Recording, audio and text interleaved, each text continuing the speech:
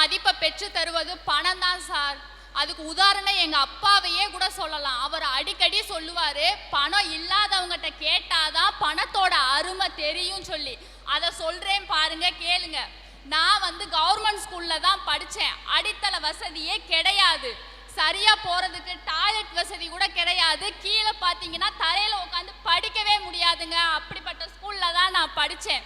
நான் படித்த ஸ்கூலுக்கு பக்கத்து ஊர்லங்க அவரும் ஒரு ஏழ்மையான குடும்பத்தை சேர்ந்தவர் தான். அவரு கஷ்டப்பட்டு படித்து சிவில் இன்ஜினியரிங் ஆகி ஹைதராபாத்தில் ஒர்க் பண்ணுறாரு. அவருக்கு கீழே 400 பேர் ஒர்க் பண்ணுறாங்கங்க. அவரு ஒரு திருவிழாவுக்காக அந்த ஊருக்கு வந்திருந்தாரு. அப்ப அந்த ஊர்ல இருக்கிறவங்க சொன்னாங்க, தம்பி இந்த மாதிரி ஒரு ஸ்கூல் இருக்கு அப்படின்னு சொல்லி. எங்க ஸ்கூல் அவர் பார்க்க வந்தாரு. பார்த்துட்டு ரொம்ப ரொம்ப மனசளவுல வேதனைப்பட்டு 100 பெஞ்சு 100 டெஸ்க் வாங்கி போட்டாருங்க. அது மட்டுமல்லாம எங்களுக்கு தரையையும் சரிப்படுத்தி கொடுத்தாரு.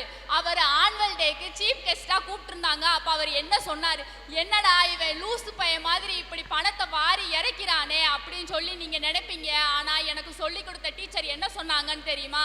ஒரு ஏழ்மையான குடும்பத்துல பிறந்து நீ வளர்ந்து நான் உனக்கு உதவி செஞ்ச மாதிரி நீ நாளைக்கு படிச்சு பெரியாளாயி உன்ன மாதிரி இருக்கிற பையங்களுக்கு ஹெல்ப் பண்ணு அப்படின்னு சொல்லி சொன்னாரு. அதே போலயே நான் படிச்ச ஸ்கூல்ல மார்க் எடுத்த பையனுக்கு இப்பயும் அவர் படிக்கிறதுக்கு ஹெல்ப் பண்றாருங்க. நான் அப்ப புரிஞ்சுக்கிட்டேன், ஒரு மனுஷனுக்கு நிலையான மதிப்பை தருவது பணம் தாங்கிறத நான் அப்ப முறையா புரிஞ்சுக்கிட்டேங்க.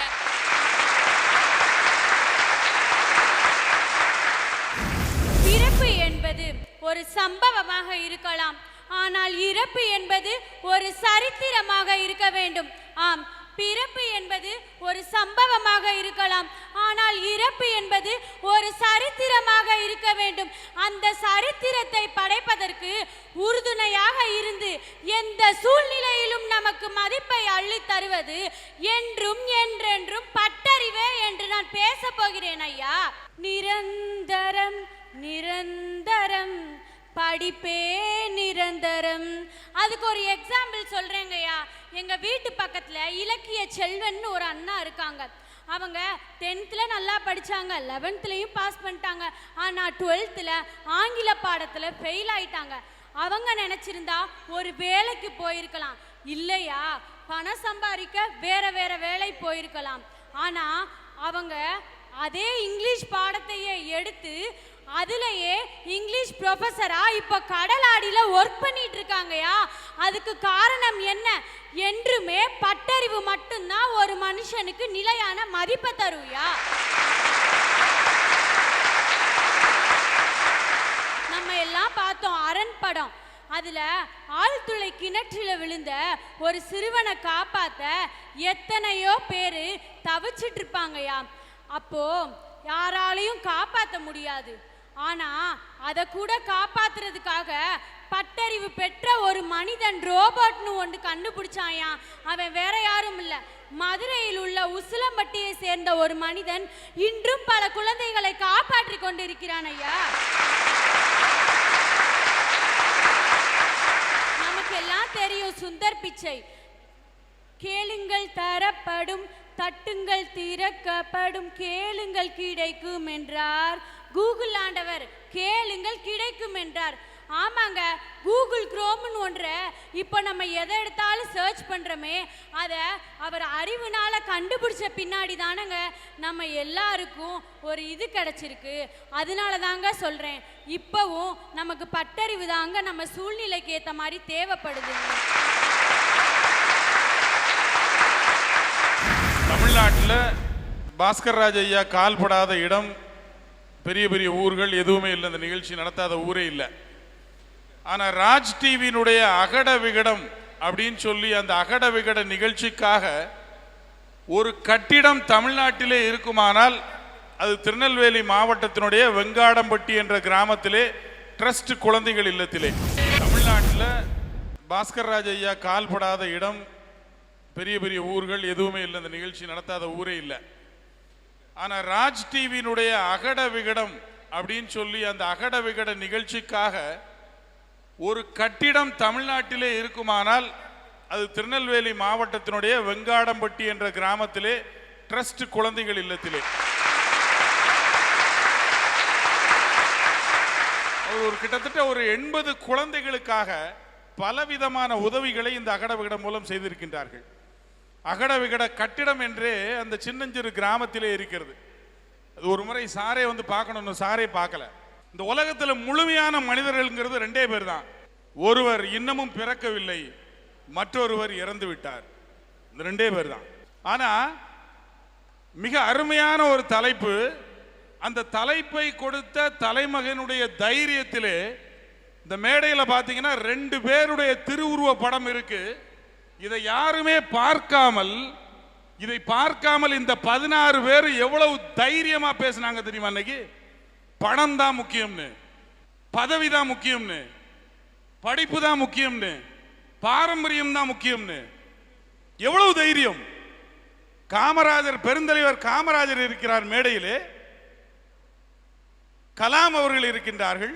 இந்த 2 பேருடைய திருவுருவ படம் இருக்கக்கூடிய ஒரு சபையில் நடுவர்கிட்ட நான் என்ன தீர்ப்பு எதிர்பார்க்க போறேன்? நடுவர் என்ன சொல்ல போகிறார் என்று பார்ப்போம். அதாவது பதவி இருக்கட்டும், படிப்பு இருக்கட்டும், பணம் இருக்கட்டும்.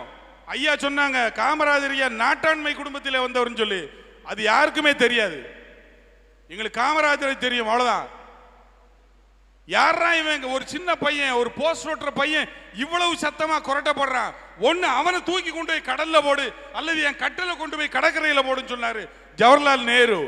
அந்த ஜவஹர்லால் நேருவுக்கே பதவி பிரமாணம் செய்து வைக்கக்கூடிய ஒரு அந்தஸ்திற்கு வந்தார் இந்த படிக்காத ஒரு சாதாரண எந்த பின்னணியும் இல்லாத பெருந்தலைவர் காமராஜர் அவர்கள்.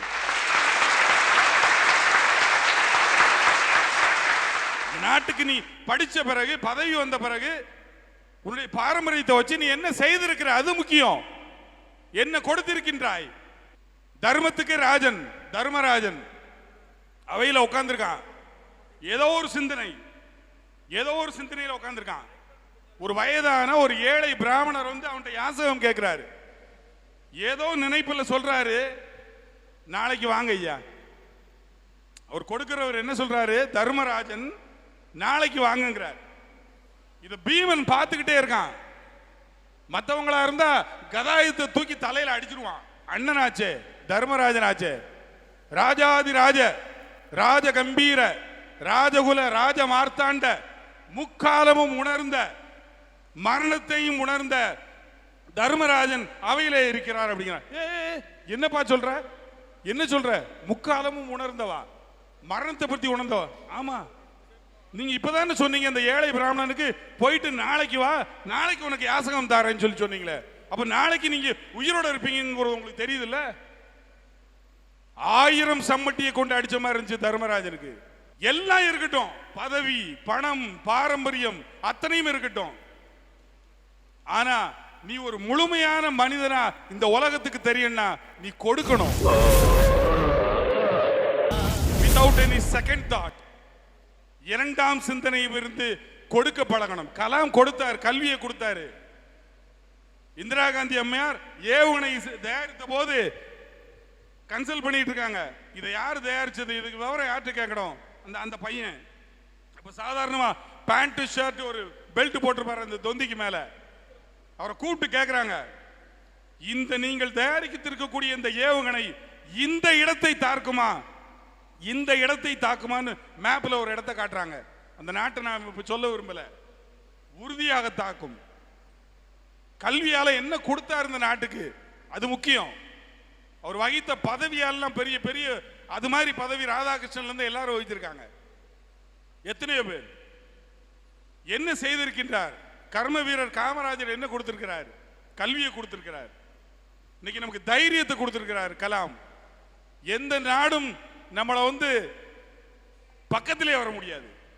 அது மாதிரி இந்த சபையில் இருக்கக்கூடிய மாணவ மாணவியர் இரண்டாம் சிந்தனை இல்லாமல் கொடுத்து பழக வேண்டும். நான் பட்டினி கிடந்திருக்கிறேன், 3 நாள் பட்டினி கிடந்திருக்கிறேன், 9 வேளை பட்டினி கிடந்திருக்கிறேன். ஆனா அன்னைக்கு எனக்கு உணவு கிடைக்கல.